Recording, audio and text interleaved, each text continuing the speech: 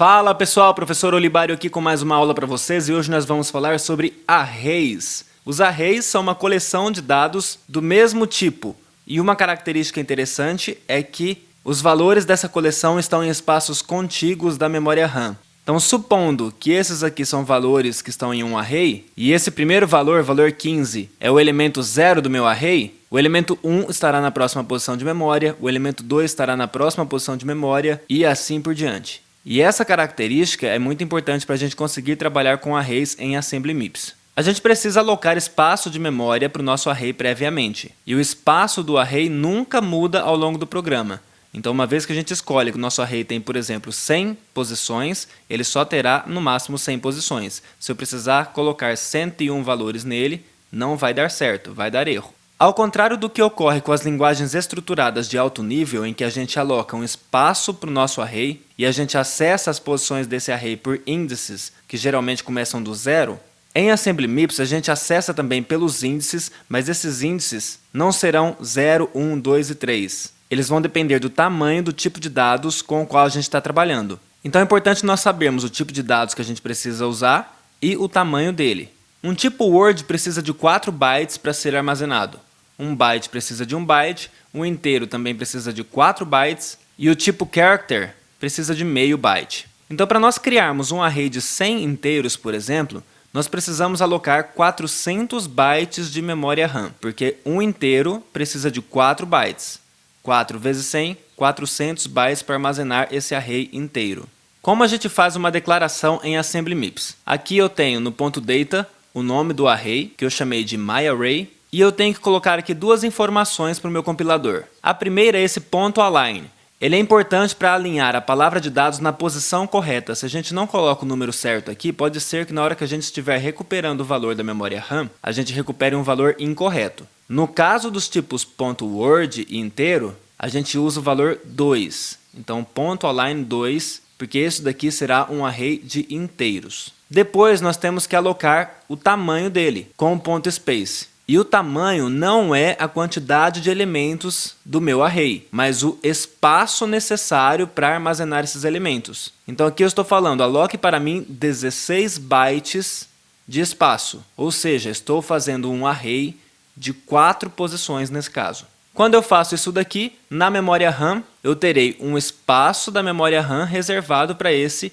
array de 4 posições. Aqui eu exemplifiquei com um array que começa na posição 1024 e termina na posição 1027. Em 1024 terei o primeiro elemento do array, que será o myArray de 0. Em 1025 terei o segundo elemento do array, que é o myArray de 4. Opa, não seria de 1? Não, é de 4. Porque em Assembly a gente vai percorrer os índices também pelo tamanho do dado que eu estou utilizando. É importante, então, eu saber o tamanho do meu tipo de dados para eu conseguir percorrer o meu array. Então, o segundo elemento será o myArray de 4, terceiro elemento myArray de 8 e o quarto elemento myArray 12. As instruções para trabalharmos com array são: quando a gente quiser passar um valor de um registrador para a memória RAM, a gente está realizando uma operação de store. E quando a gente quer recuperar um valor da memória RAM para um registrador, a gente usa a instrução load. As instruções que eu vou utilizar com vocês são load word, que lê um conteúdo da RAM e coloca no registrador da CPU, e store word, que escreve o conteúdo de um registrador da CPU na RAM. As sintaxes são store word, o registrador, o nome do array e a posição do array. Esta posição precisa estar em um registrador. Eu não posso colocar o número 0 aqui. Então aqui eu estou dizendo, pegue o conteúdo que está em S0 e armazene na posição 0 do meu array lá na memória RAM. Então o valor de S0 é copiado para cá. Se eu fizesse myArray 4, ele armazenaria aqui. myArray de 8 armazenaria aqui. Lembrando que os valores 4 e 8 deveriam estar em um registrador. A sintaxe de load word é muito parecida. Só muda o nome da instrução. Então aqui eu pego o valor que está na posição 0 do meu array e coloco no registrador S0. Vamos fazer um exemplo no Mars. Eu vou implementar um programa com um array de inteiros de 4 posições apenas e a gente vai colocar os valores 0, 1, 2 e 3 nesse array. Então nós vamos colocar aqui o ponto .data e o ponto .text. No ponto .data eu vou criar esse array que eu vou chamar de meu array. Dois pontos. Lembra que eu tenho duas instruções para colocar aqui. O ponto align. E aqui no ponto align já tem a documentação. Ó. Se você estiver usando byte, é 0. Se estiver usando half, que é o character, 1. Word 2 e double 3. Então eu vou usar 2, porque eu quero de inteiros. Eu quero um array de 4 posições. Cada inteiro ocupa 4 bytes, então 4 vezes 4, 16. E vamos para o ponto text. Eu vou usar o $T0 para ser o índice do meu array. Então eu vou acessar as posições do meu array com esse $T0. Lembrando que as posições têm que estar em um registrador. Vou inicializar aqui com o valor 0.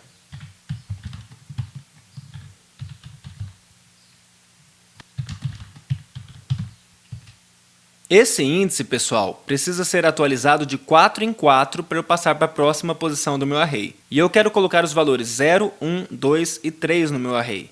Então os valores que eu quero colocar no meu array precisam andar de 1 em 1. Então eu vou colocar 0 em um outro registrador que vai ser o T1, que vai conter o valor que vai ficar dentro do meu array.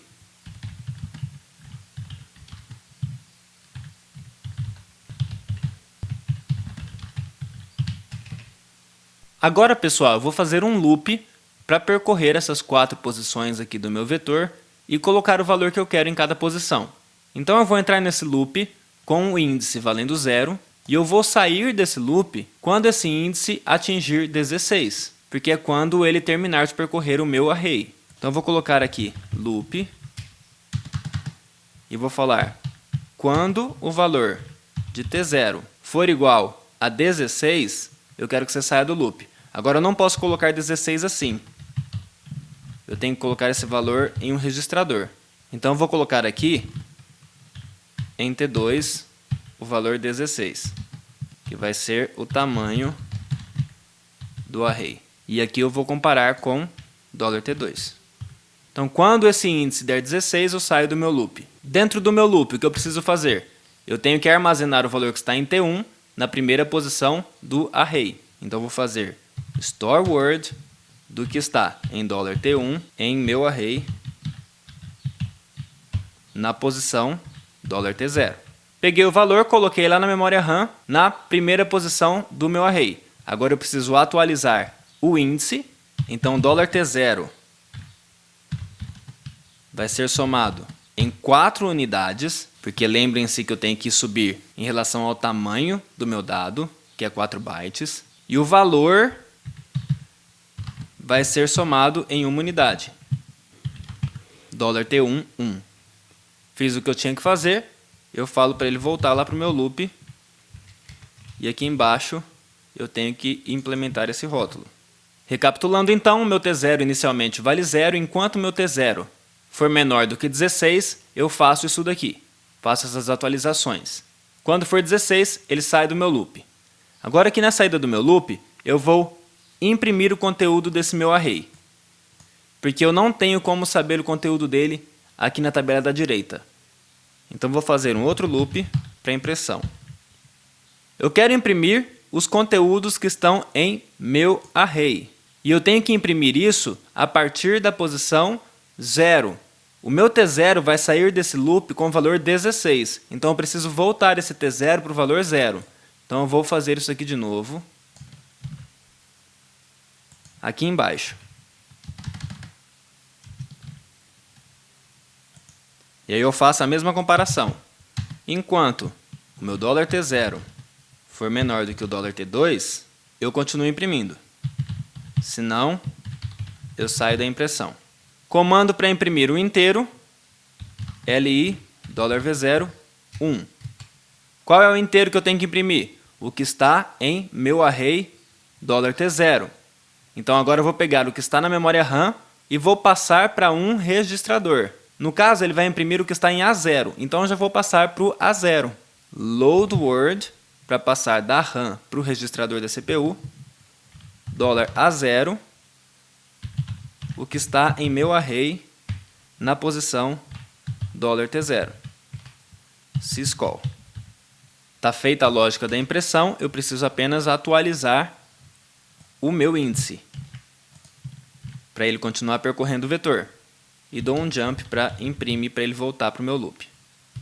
Aqui embaixo eu saio da impressão e termino meu programa. Vamos testar?